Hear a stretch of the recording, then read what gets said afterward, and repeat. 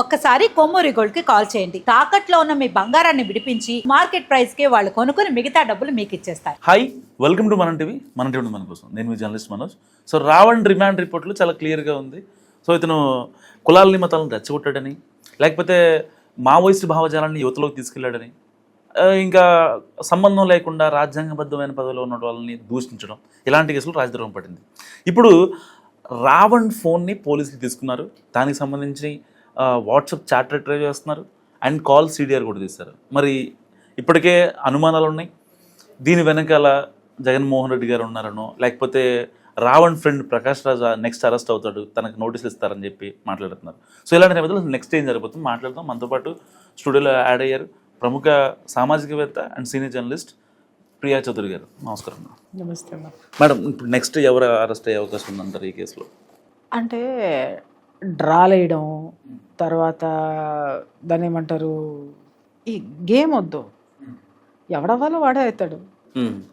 ఎవరు అయ్యే అవకాశాలు ఉన్నాయంటే ఎవరు ఎక్కువగా ఎక్కడ యూట్యూబ్లో సోషల్ మీడియాలో బాధపడిపోతున్నారో, తెర ముందుకు వస్తున్నారో, తెర ముందుకు వచ్చి వాళ్ళ బాధను ఎల్లబోసుకుంటున్నారో, జనం ముందు నిరపరాధులుగా వాళ్ళని వాళ్ళు ప్రకటించుకునేటటువంటి ప్రయత్నాలు చేస్తున్నారో అందరు ఖచ్చితంగా క్యూలో వరుసనే ఉంటారు, ఒకళ్ళ తర్వాత ఒకళ్ళు.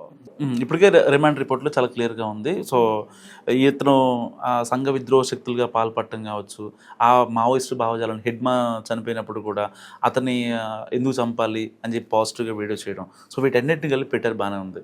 సో ఇలాంటి నేపథ్యంలో ఇతనికి సపోర్ట్ చేసే వాళ్ళు ఎవరైతే ఉన్నారో వాళ్ళు, అంటే తన ఫోన్ లిస్ట్ ఆల్రెడీ వెళ్ళింది, సో మెసేజ్లు కావచ్చు, కాల్స్ కావచ్చు, ఇతను మాట్లాడిన గ్రూప్ కాల్స్ కావచ్చు, ఇవి మొత్తం బయటకు వస్తాయి. అండ్ అతనితో పాటు ఉన్న ఫాలోవర్స్ ఎవరైతే ఉన్నారో వాళ్ళందరూ కూడా పరారీలో ఉన్నారు. సో ఇంకా అంటే వాళ్ళ కోసం గాలింపు కొనసాగుతుంది. మరి ఇలాంటి నేపథ్యంలో వాళ్ళు కనుక వాళ్ళు కూడా దొరికితే వాళ్ళ మీద కూడా ఉప చట్టం పెట్టే అవకాశం ఉందంటారు? అంటే దాంట్లో ఉన్నటువంటి తీవ్రతను బట్టి సెక్షన్స్ అప్లై అవుతాయండి. ఇప్పుడు సపోర్ట్ చేసేటటువంటి వాళ్ళు, అలాగే ఎంకరేజ్ చేసేటటువంటి వాళ్ళు. సపోర్ట్ చేసే ఇక్కడ రెండు ఉన్నారు, ఎంకరేజ్ చేయటము, సపోర్ట్ చేయడం.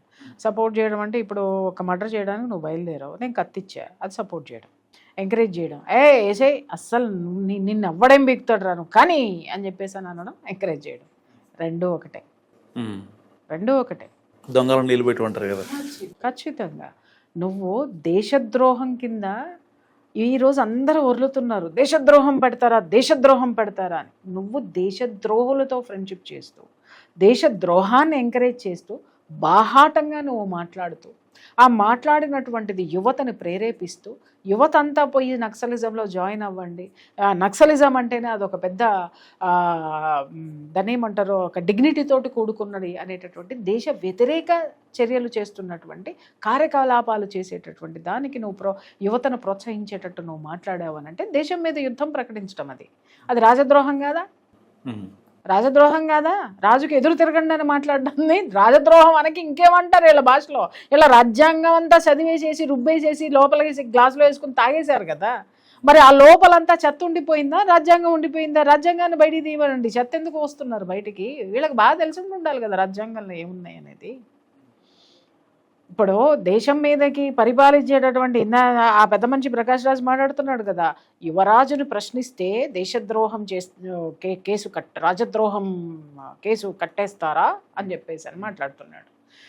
యువరాజును ప్రశ్నిస్తే చేయలేదు, యువరాజును వేసేద్దామంటే రాజద్రోహం అవుతుంది. యువరాజుకి ఎదురు తిరగండి అంటే రాజద్రోహం అవుతుంది. ఆ యువరాజు ఉన్నటువంటి రాజ్యంలో అల్లకల్లోలం సృష్టించటం అంటే రాజద్రోహం అవుతుంది. మీరు అదే చేశారో అదే జరిగింది. తేడా తెలుసుకోమని. మేధావులు కదా వీళ్ళందరూ. అంటే వీళ్ళకి మేధావులు అనేటటువంటి సర్టిఫికెట్ వీళ్ళకి వీళ్ళే ఇచ్చుకుంటారు. ప్రకాష్ రాజ్ మళ్ళీ 2 days నుంచి రెస్పాండ్ అవ్వట్లేదు, అంటే ఆయనకి తత్వం బోధపడింది అనుకోవచ్చు. అంటే డిహైడ్రేషన్ అయిపోయినట్టున్నాడండి. మొన్న కూడా నేను చూశాను, 4 తడుపుకుంటున్నాడు, కాస్త గొంతు పెగలటం లేదు, కాస్త ముఖంలో అంతా కళ్ళ కింద నల్లటి చారలు వచ్చేసేసాయి, జీవకళ అస్సలు లేదు. రావణ్ది ప్రకాష్ దేవ్ ఆడియో బయటకు వచ్చింది. ఎగ్జాక్ట్లీ దాని మీదే కదా మనిషి తెగ టెన్షన్ పడిపోయి ఎలా బయటికి వచ్చింది అని అంటున్నారు. ఎలా వచ్చిందో నీకు తెలవదా ప్రకాష్ రాజ్? అంత పెద్ద నటుడివి నీకు తెలియదా? అంత పెద్ద ఉద్యమాన్ని నడిపిస్తున్నటువంటి ఉద్యమకారుడివి నీకు తెలవదా? ఇంత పెద్ద నటుడు ఇన్ని ఆ ధర్మస్థల కేసులో దాన్ని వెనుకుంటాడు, వాళ్ళతో ఫోన్ చేసి నేను మాట్లాడలేదు అంటాడు. ఇలాంటి అంటే చాలా సెన్సిటివ్ ఇష్యూస్ పైన చాలా క్లియర్గా కాన్ఫిడెంట్గా స్టేట్మెంట్ ఇస్తున్నటువంటి ప్రకాష్ రాజ్ మరి ఆయన చేసే ఒక ట్వీట్ రావణ్ సరిచేయాలా? మీకు ఎక్కడ కాన్ఫిడెంట్గా కనిపించింది? దేశాన్ని తిట్టేటప్పుడు కాన్ఫిడెన్స్గా కనిపిస్తాడు తప్ప ప్రకాష్ రాజు. ఎప్పుడైనా అతని మీద వచ్చినటువంటి అభియోగాలు ప్రూవ్ అయినప్పుడు అతను ఎప్పుడైతే అతనికి సమాధానం చెప్పుకోవాల్సి వచ్చినప్పుడు ఎప్పుడు కూడా ప్రకాష్ రాజ్ గొంతు తడబడే ఉంది. ఏ రోజు ఆ గొంతులో ఎట్టి పరిస్థితుల్లోనూ ఆ గొంతులో కాన్ఫిడెన్స్ ఉందా లేదా మళ్ళీ ఒకసారి మీరు వీడియోలు వేసుకొని చూడండి. ఎదుటి దేశాన్ని తిట్టేటప్పుడు కాన్ఫిడెంట్గా తిడతాడు, మోడీ గారిని తిట్టేటప్పుడు కాన్ఫిడెంట్గా తిడతాడు, జనాలను రెచ్చగొట్టేటప్పుడు కాన్ఫిడెంట్గా రెచ్చగొడతాడు. కానీ నువ్వు చేస్తున్నది ఇది అని చెప్పి క్వశ్చన్ చేసినప్పుడు, ఇతను చేసిన అరాచకాలు సాక్ష్యాలతో సహా బయటకు వచ్చినప్పుడు, అది ప్రభుత్వం చర్యలు తీసుకుంటుంది అని తెలిసిన తర్వాత ఆ వచ్చినటువంటి ఎంక్వైరీలో అతని వాయిస్ ఎలా ఉందో ఒకసారి చూడండి. కాన్ఫిడెన్స్ లేదు, కన్ఫ్యూజన్ ఉంది. మరి నిజంగా అంటే ఒక ప్రశ్న రావణ్ లాంటి ఒక సామాన్యమైన యూట్యూబర్లే రాజద్రోహం కేసు పడిందంటే ఇప్పటిదాకా అంటే నేను గడిచిన 9 ఏళ్ళలో అయితే మీరు మాకు జర్నలిజం క్లాసులు చెప్పిన 2019 ఆ టైంలో అప్పటి నుంచి ఏ యూట్యూబర్ కానీ ఏ జర్నలిస్ట్ మీద కానీ ఇలాంటి రాజద్రోహం కేసు పడడం నేను చూడాల. సో ఇలాంటి వాళ్ళు పడుతున్నాయి అంటే ఎన్ఐఏ ఒక ఫెయిల్యూర్ అనుకోవచ్చా వీళ్ళది? మాట్లాడితే ఎన్ఐఏ ఫెయిల్యూర్ అని మాట్లాడుతున్నారు మీరు. మరి నిజమే కదా మేడం. ఇప్పుడు అంటే ఇంతమంది ప్రకాష్ రాజ్ లాంటి వాళ్ళు ఎప్పటి నుంచో మాట్లాడుతున్నారు, సనాతన ధర్మం గురించి చేసుకుంటారు, హిందువుల గురించి తిడతారు, లేకపోతే కాశ్మీర్లో పీఓకే అసలు మంద కాదని చెప్తారు. అవి ఇన్ని మాట్లాడుతూ ఉంటారు కదా, ఈ ఎన్ఐఏ వాళ్ళు ఎందుకు చూస్తూ కూరుకుంటారు? ఎన్ఐఏ అంటే నీ ఇంటి పక్కనో లేకపోతే నీ ఇంట్లో దోశ వేసి పెట్టేటటువంటి దోశ మాస్టర్ కాదు. అర్థమైందా? ఇన్స్టెంట్గా తీసేసి వేసేసి ఇచ్చేయడానికి. ఎన్ఐఏకి ఒక పటిష్టమైనటువంటి వింగ్ ఒకటి ఉంది. ఆ తర్వాత ఎన్ఐఏ ఇన్వెస్టిగేషన్ పటిష్టంగా ఉంటుంది, గుర్తుపెట్టుకోండి. ఎన్ఐఏ అనేటటువంటిది నీకు నాకు చాలా దూరం. అది ఎన్ఐఏ అనేటటువంటిది దీంట్లోకి వచ్చింది అని అంటే ఎన్ఐఏ కంటే కింద చాలా ఉన్నాయండి, చాలా ఇన్వెస్టిగేషన్. ఇప్పుడు మీరు ఇదే ప్రశ్న రావన్న విషయంలో తీసుకుంటే లోకల్గా చూసుకుంటే పోలీస్ వ్యవస్థ ఉంటుంది. పోలీస్ వ్యవస్థలో టాస్క్ ఫోర్స్ ఉంటుంది, ఇంటెలిజెన్స్ ఉంటుంది. దాన్ని దాటితే సెంట్రల్ గవర్నమెంట్ ఇంటెలిజెన్స్ డిపార్ట్మెంట్ ఉంటుంది, అది దాటితే సిబిసిఐడి ఉంటుంది, అది దాటితే ఇంకా ఇట్లా అంచెలంచెలుగా నిఘా వర్గాలు ఉంటాయి. ఆ నిఘా వర్గాలన్నీ స్క్రూనిటీ చేసుకుని తర్వాతనే ఎన్ఐఏ దిగింది. అంటే ఈ నిఘా వర్గాలకి సంబంధించినటువంటి రిపోర్ట్స్, ఇన్ఫర్మేషన్స్ అది ఎంత పటిష్టంగా ఉంటాయో, వాళ్ళ యొక్క సిచ్యుయేషన్ ఎంత ఉంటుందో, ఇక్కడి నుంచి వాళ్ళు ఇన్వెస్టిగేషన్ మొదలుపెట్టి అక్కడికి వెళ్ళేసరికి ఎంత టైం పడుతుంది.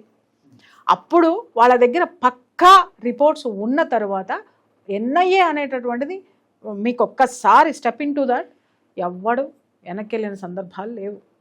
ఎన్ఐఏ ఫెయిల్ అయింది అని అంటే అరే ఎప్పుడు చూసినా అంటే ఈ దిక్కుమాలని యూట్యూబర్లు అందరూ జర్నలిస్టులను ముసిగేసుకున్నటువంటి ఈ పైచి ఉన్న కమ్యూనికేషన్ భావజాలాలు మీకు కూడా అంతినట్టున్నాయే. కనీసం మా క్లాసులు విన్న తర్వాత అయినా మీరు రియలైజ్ కాలేదు. కాదమ్మా, 2900 కేజీల ఆర్డీఎక్స్ పట్టుకుంటే ఎన్ని ప్రాణాలు సేవ్ చేసిందో ఎవడు మాట్లాడు. అంటే ఢిల్లీలో ఒక పేలుడు రాగానే ఎన్ఐఏ ఫెయిల్యూర్ అని మాట్లాడతారు. 2900 ఆర్డీఎక్స్ పట్టుకోవడానికి ఎంత స్కెచ్, ఎంత డీప్ అనాలిసిస్, దాంట్లో ఎంత ఇన్వెస్టిగేషన్ ఉండాలి, ఎంతమంది ప్రాణాలను కాపాడినటువంటి ఎన్ఐఏ నీకు నాకు చెప్పి మెల్లో బోర్డు వేసుకుని తిరుగుతుందా వచ్చి I'm going to make this investigation so and so place, నువ్వు కూడా రా, నిన్ను మనోజ్ రా అని చెప్పి తీసుకెళ్తుందా? మరి ఏదో మాటలు ఎందుకు మాట్లాడతారు మీరు? NIA failure. అరే 135 కోట్ల జనాభాలో ఎవడు ఏం చేస్తున్నాడో ఒక వింగ్ కనిపెట్టడానికి ఇట్ టేక్స్ టైం అండి. అలాగే మాట్లాడితే గుడ్డగాల్చి మీదేయడం అనేది ఈ జాతి జనాలకి నేర్పింది. జనాలు కూడా అదే మాట్లాడుతున్నారు. ముందు వాస్తవాలు తెలుసుకోవడం నేర్చుకోండి. అరే ఇదంతా ఎందుకండి? కాంగ్రెస్ గవర్నమెంట్లో ఎన్ని బాంబు పేలుళ్ళు జరిగినాయి, ఎన్ని విధ్వంసకరమైనటువంటి ఉగ్రవాద కుట్రలు జరిగినాయి, ఉగ్రవాద చర్యలు జరిగినాయో, ఒకసారి ఉగ్రవాద దాడులు జరిగినాయో లిస్ట్ తీయండి. బీజేపీ వచ్చిన తర్వాత ఎన్ని జరిగినాయో లిస్ట్ తీయండి. ఎందుకు మాట్లాడరు మీరు? ఎందుకు మాట్లాడరు? ఇంకొక విషయం ఏంటి అనంటే ఆ పహల్గామ్ ఇష్యూ అప్పుడు కూడా అదే మాట్లాడుతున్నారు. ఏంటి అనంటే వాడు ధర్మం అడిగి చంపినాడు, దాని గురించి ఎవడు మాట్లాడు. నిఘా వర్గాలు ఫెయిల్యూర్ అంటే పక్కదోవ పట్టించడం విషయం. నిఘా వర్గాలు ఫెయిల్యూర్. ఆ తర్వాత మరి నిఘా వర్గాలు 10 రోజుల్లో లేపవతలు పారేసినాయి కదా అందరినీ. అంటే ఉగ్రవాది ఎక్కడి నుంచి వచ్చాడు? పాకిస్తాన్ నుంచి రాలా, ఇక్కడ లోపల నుంచే ఉగ్రవాదులు పుడుతున్నారు. నీ ఇంటి పక్కన ఉన్నాడు, నీ ఇంట్లో, నీ ఇంటి దొంగని ఈశ్వరుడైనా పట్టలేడు. కానీ మన ఎన్ఐఏ ఎప్పుడో కొద్దిగా లేట్ అయినా కూడా ఖచ్చితంగా పర్ఫెక్ట్గా పనిచేస్తుంది. లేటు ఏమండి, ఆ వ్యవస్థలో నువ్వు లేవు, నేను లేను. అది ఎంత పటిష్టంగా ఉంటుందో మాలాంటి వాళ్ళకి తెలుసు. దాని ఇన్వెస్టిగేషన్ ఎలా ఉంటుందో కూడా తెలుసు. మనం కూర్చొని ఫెయిల్యూర్స్ గురించి మాట్లాడడం అనేటటువంటిది హాస్యాస్పదం. ముందు ఫెయిల్యూర్ అని మాట్లాడేటటువంటి వాడు ఒక్కసారి డేటా బయటికి తీసి మాట్లాడమని చెప్పండి. ఎన్ఐఏ ఎన్నిటిని నరకెట్టింది, ఎన్ని లక్షల మంది ప్రాణాలు కాపాడింది, 2900 కేజీల ఆర్డిఎక్స్ని పట్టుకుందంటే ఒక కేజీ ఆర్డిఎక్స్ ఎంతమంది ప్రాణాలు తీస్తుందో తీయండి. ఎన్ని వేల మందిని కాపాడినట్టు. అలాగే రెసిన్ కనుక తీసుకొని వెళ్ళి కుంభమేళాలో ఆ వాటర్లో కలిపేస్తేనో, లేకపోతే ఇంకెక్కడన్నానో, తర్వాత మన సమ్మక్క సారలమ్మ జాతరలో కలిపేస్తేనో, వాటర్లో కలిపేస్తేనో ఏంటి పరిస్థితి? ఎన్ని లక్షల మంది ప్రాణాలను కాపాడినట్టు. దాని గురించి ఎందుకు మాట్లాడరు? ఎన్ఐఏ గొప్పదని చప్పట్లు ఏ రోజు ఎవడో కొట్టడు, కానీ ఎన్ఐఏ ఫెయిల్యూర్. అరే కానిస్టేబుల్ అవ్వడానికి నీకు తాహత లేదు కానీ నువ్వు ఎన్ఐఏని విమర్శిస్తావా? ఉండొచ్చు. ఇప్పుడు నేను అక్కడ దేశ భద్రత విషయంలో మైనస్లు ఉండవా అంటే ఖచ్చితంగా ఉంటాయి. కానీ అన్ని మైనస్ల కింద చూపించడం అనేటటువంటిది కరెక్ట్ కాదు. కొన్నిట్లకి కొంత ప్రాసెస్ ఉంటుంది. ఇప్పుడు రెడీమేడ్ చపాతీ తెస్తే 5 నిమిషాల్లో నీకు చపాతీ ఉంటుంది. అదే చపాతీ పిండి తెచ్చుకొని కలిపి నువ్వు రొట్టెలు చేసుకోవడానికి ఎంత టైం పడుతుంది? సో కొన్ని కేసెస్ ఎవిడెన్స్లు స్ట్రాంగ్గా ఉన్నప్పుడు ఇమ్మీడియట్గా అవుతుంది. కొన్ని కేసులు ఇన్వెస్టిగేషన్ చేయటం అనేటటువంటిది ఇట్ టేక్స్ టైం అండ్ పర్ఫెక్ట్గా ఉంటేనే రంగంలోకి దిగుతుంది. ఇప్పుడు నువ్వు మాట్లాడావు సో కాల్డ్ యూట్యూబర్స్ అని. వాళ్ళు యూట్యూబర్స్ కాదు, దే ఆర్ నాట్ యూట్యూబర్. వాళ్ళు దేశానికి సంబంధించిన దేశద్రోహులు, ఉగ్రవాదులు యూట్యూబర్స్ రూపంలో ఉన్నారు. ఇప్పుడు వీళ్ళందరి చరిత్రలో ఎన్ఐఏ దగ్గర ఉన్నది. ఆల్రెడీ ఒక్కొక్కళ్ళ కాళ్ళలో వణుకొస్తుంది, ఒక్కొక్కడి కాళ్ళల్లో వణుకొస్తుంది. ఇవన్నీ మేకపోత గాంభీర్యాలు. స్క్రీన్ మీద కూర్చొని నించొని కొట్టడాలు. ఇటు ప్రశ్నారావాన్ని అరెస్ట్ చేసినటువంటి వాళ్ళందరూ దేశద్రోహాలని ఒకడు మాట్లాడతాడు. అర్బన్ నక్సల్స్ అని సెల్ఫ్ డిక్లరేషన్ చేసుకుంటారు. చేయండి, అలాగే చేయండి. ఎవరిని చూసుకొని, ఏ డబ్బు చూసుకొని, ఏ మూటలకి చూసుకొని, ఏ ముల్లాలను చూసుకొని మీరు ఇది చేస్తున్నారో రేపు పొద్దున ఇంతకి 10 రెట్లు మీరు అనుభవిస్తారు. ఇప్పటికే నేను చెప్తున్నాను కదా, ఈ ప్రకాష్ రాజ్ అనేటటువంటి వాడు, ఈ తులసి చంద్ అనేటటువంటిది, ఆ తర్వాత వీళ్ళ గ్యాంగ్లు ఏవైతే ఉన్నాయో అర్బన్ నక్సలైట్లు, బొంగు భోషాణాన్ని, పిల్లి బిత్తిరికాయలు అందరినీ వేసుకొని తిరుగుతున్నారు కదా. నేను చెప్తున్నాను వీళ్ళందరూ కూడా తిరిగి నక్సలిజాన్ని పునరుద్ధరించడానికి వీళ్ళు చేస్తున్నటువంటి చేష్టలు ఇవన్నీ కూడా. అంత పెద్ద నక్సలిజాన్నే తొక్కవతల బారేసినటువంటి మన అమిత్ షాకి వీళ్ళని తొక్కేయడం ఎంతసేపు అండి? సో జాగ్రత్త. చట్టపరిధిలో మీరున్నారు, ఇన్వెస్టిగేషన్ దీంట్లో ఉన్నారు. ఎవడో వస్తాడు గాల్లో నుంచి, మేము యూకే పారిపోతాము, యూఎస్ పారిపోతాము, అమెరికా వచ్చేస్తుందో, ఇంకెవడో వస్తాడు, లేదా ఇక్కడ ఉన్నాడు ఆర్డీఎక్స్ బాంబు పెట్టి లేపేస్తాడు మా జోలికి వస్తే అని అనుకోకండి. మీ దగ్గర ఆర్డీఎక్స్ బాంబులు ఉంటే పట్టుకునేవాడు అక్కడ ఉన్నాడు, తొక్కదీసేవాడు అక్కడ ఉన్నాడు. మర్చిపోవద్దు. వీళ్ళు కూడా ఏంటంటే కొన్ని ప్రలోభాలకి లోబడి, అలాగే లీడర్లం అయిపోదామని చెప్పేసి ఒక అరుంధతి రాయలం అయిపోదాం అనుకుంటే కుదరదు. రేపు పొద్దున అరుంధతి రాయ్ కూడా ఏ మూల్యం చెల్లించాలో ఖచ్చితంగా చెల్లిస్తుంది, మీరు చూస్తారు. కర్మ అనేది వెంటాడుతూనే ఉంటుంది డెఫినెట్గా. Thank you madam. Thank you. So ఇది ప్రియచంద్ర గారి అనాలిసిస్. మీరేమనుకుంటున్నారో మస్ట్ కామెంట్ చేయండి. చూస్తూనే ఉండండి మనం టీవీ.